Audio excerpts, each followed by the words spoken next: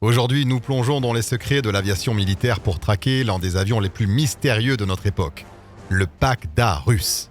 Depuis des décennies, les États-Unis règnent seuls sur le ciel avec leurs bombardiers furtifs. Mais Moscou prépare sa riposte avec une aile volante aux capacités théoriques vertigineuses. Quelles sont les réalités technologiques cachées derrière ce projet qui promet de franchir des distances transcontinentales sans escale ? Pourquoi ce bombardier n'a-t-il toujours pas effectué son vol inaugural en ce début d'année 2026 ? Et surtout, comment la Russie compte-t-elle intégrer cet appareil dans sa triade nucléaire face aux pressions industrielles actuelles ? L'histoire du Pakhda commence officiellement en 2009, lorsque le ministère russe de la Défense a accordé un contrat de recherche et développement au bureau d'études Tupolev. Le nom lui-même est un acronyme russe qui signifie « complexe aérien prospectif pour l'aviation à long rayon d'action ». Pour Tupolev, une institution fondée en 1922 qui a dessiné la quasi-totalité de la flotte stratégique du pays, ce projet représente une rupture technologique majeure sans précédent dans l'histoire de l'aviation russe. Le Pakhda abandonne les formes traditionnelles des bombardiers russes, comme le célèbre Tu-95 à hélice ou le supersonique Tu-160 à géométrie variable, pour adopter celle d'une aile volante. Ce design audacieux, où le fuselage et les ailes sont intégrés dans une structure unique et fluide, est la clé essentielle de la furtivité moderne.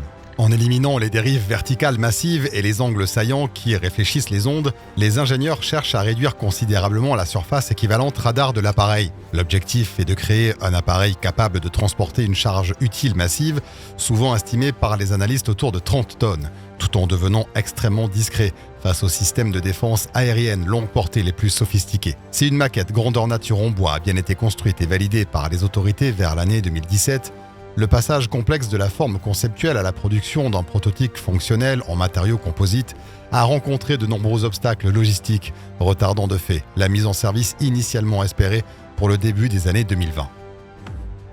Le cœur de cet oiseau de proie repose sur sa propulsion, et c'est ici que l'ingénierie russe doit relever son plus grand défi mécanique depuis la fin de l'ère soviétique. Le Pakhda ne cherche pas la vitesse supersonique, un domaine que la Russie maîtrise déjà parfaitement, mais privilégie plutôt l'endurance et la discrétion acoustique. Il est conçu pour être un appareil subsonique, favorisant une autonomie en vol qui pourrait atteindre, selon certaines projections, près de 30 heures sans ravitaillement.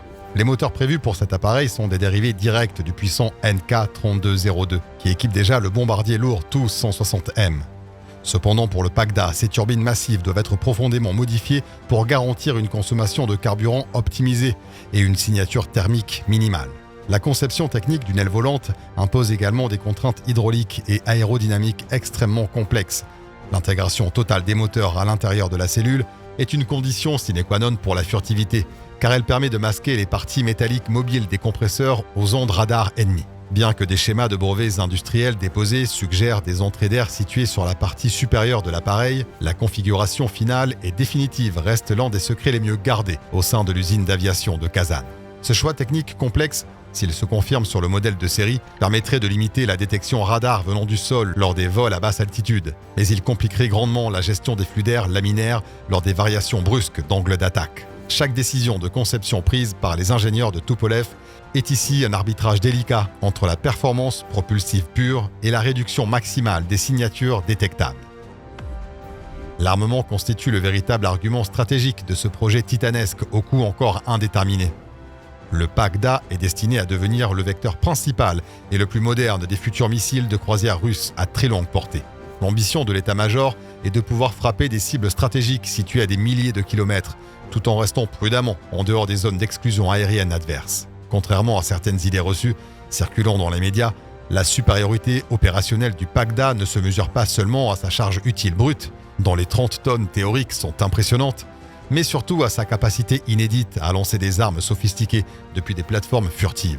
On parle notamment de missiles intelligents, capables de suivre des trajectoires imprévisibles pour saturer ou contourner les boucliers de défense ennemis.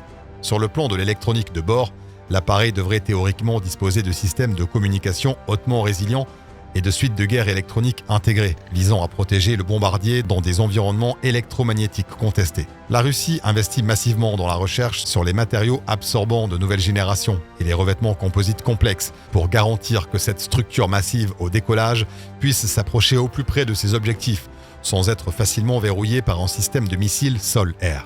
Le défi colossal pour les ingénieurs russes est de maintenir ces propriétés de furtivité passive sur toute la durée de vie opérationnelle de l'avion, ce qui nécessite une maintenance de haute précision et des infrastructures de stockage spécifiques, loin des standards de robustesse rustique qui caractérisaient les anciens modèles de l'époque de la guerre froide.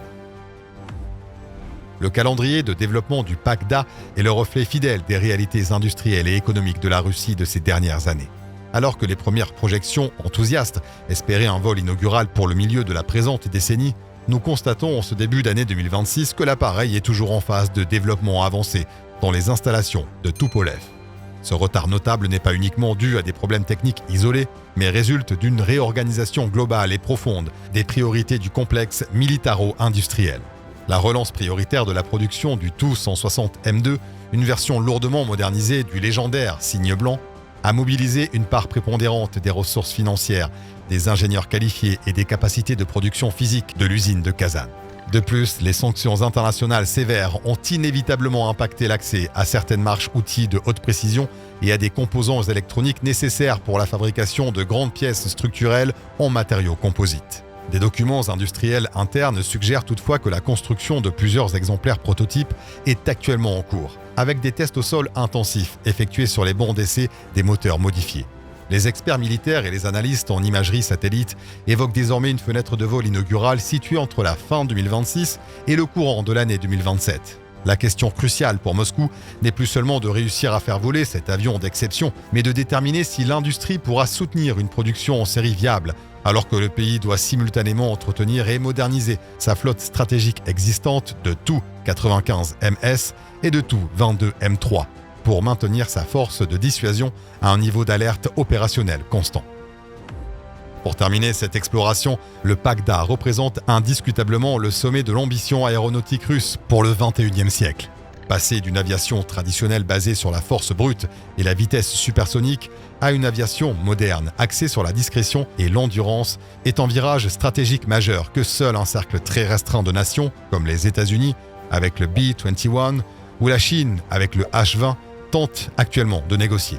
Avec son design futuriste d'ailes volantes et sa capacité théorique à projeter sa puissance à très longue distance, cet appareil est la pièce maîtresse manquante de la triade nucléaire moderne du Kremlin. Cependant, le chemin séparant les premières recherches contractuelles de 2009 et le tarmac de la base aérienne d'Engels reste semé d'embûches techniques, financières et politiques. Les années 2026 et 2027 seront véritablement décisives pour l'avenir de ce programme. Elles diront si le bureau d'études Tupolev a réussi son pari technologique le plus risqué ou si le projet rejoindra la liste des laboratoires d'idées n'ayant jamais franchi le stade de prototype face aux contraintes économiques et géopolitiques mondiales. La Russie joue ici une part de sa crédibilité de grande puissance aérienne pour les décennies à venir, dans un avenir où la réduction des signatures radar est devenue un avantage stratégique déterminant. Voilà ce qui conclut ce décryptage. Merci d'avoir suivi jusqu'au bout. Si la vidéo vous a plu, n'hésitez pas à laisser un like et à nous dire en commentaire votre avis sur le projet de bombardier PACDA et les défis de l'aviation furtive de demain. De nouveaux épisodes arrivent bientôt, alors n'oubliez pas de vous abonner à la chaîne et à activer la cloche pour ne rien manquer. À très vite!